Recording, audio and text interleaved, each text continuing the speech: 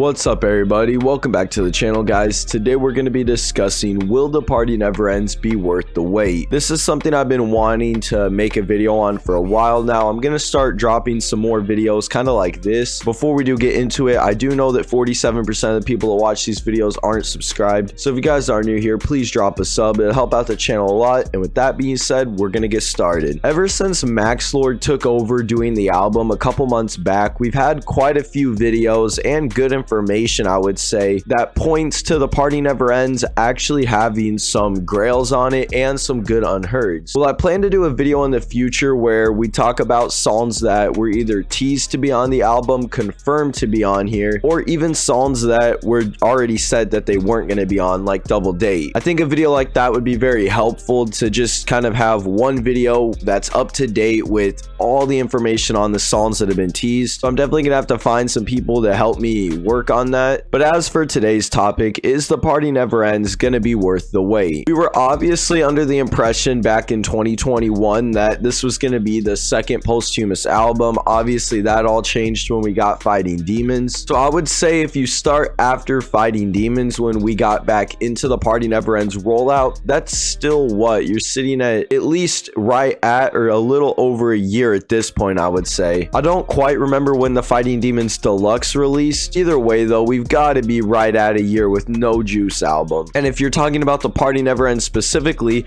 it's been around 2 years that we've been waiting for this album. And when you have a project like that, especially with it being a posthumous release, it's gonna be hard to make sure it lives up to the hype and what we're expecting it to be. It's hard enough for artists that are working on their own albums to release something that their fan bases enjoy. Obviously there's exceptions to stuff like that. I know Travis Scott waits a while to do projects. Same goes with like J. Cole and Kendrick. But this is a way different situation than Trippy or somebody that's obviously still here waiting to release their album because they're working on it. This is a posthumous project. Now, I don't think that the album is going to be bad. Just based on the information that Max has gave us, telling us that there's going to be unheards on it, there's going to be grails on it. I personally like the first two singles that they've released. Plus, I'm sure some of the leaks that we get on the album are going to be some of the best ones that they've released so far. That could all change. Maybe the album releases and it's different than what we're expecting, but from the information that we've gotten, that's what we know right now. Like I said, it's going to be hard enough to make this album actually live up to the hype and to the wait. We're going to make a video on this after we get the album as well, but I would say if you just give us some of the most wanted community grails, and I know they've already said stuff like Drive Me Crazy is not going to be on there. I don't necessarily think that that song had to drop on this album, but the more grails and stuff like that that you put on here, I think the more hype the comm is definitely going to be when we finally get the album. And at this point, the album should just be targeted to the comm, if you ask me, because I don't really know any casual listeners or casual Juice fans that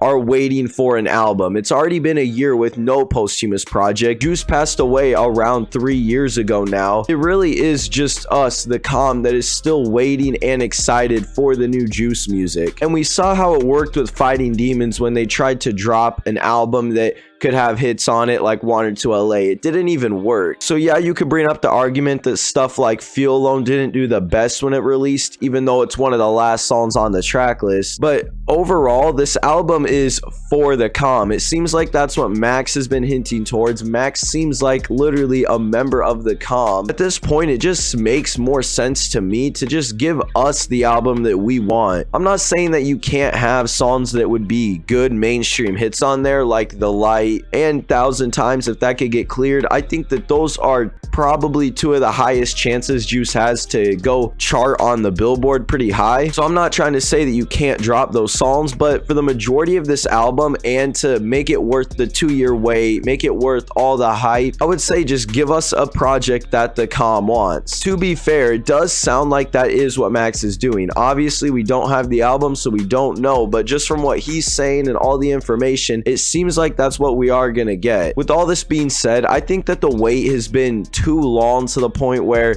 it's just gonna be almost impossible to satisfy everyone. There's people that want leaks, people that don't, people that want unheards, people that don't, people that want sad, hype, love music. I think everyone's kind of got an idea of what they want the album to look like in their head. It's just been so long that it's going to be really hard to make it really worth the wait. I do have hope that the album's going to be good, and I think it could be worth the wait, but only time's gonna tell. Thank you guys for watching. If you did enjoy, make sure to leave a like, comment, and subscribe. Like I said, I plan to do more videos like this, especially because there's not really a lot of news on the album. So until the next one, we'll see you guys later.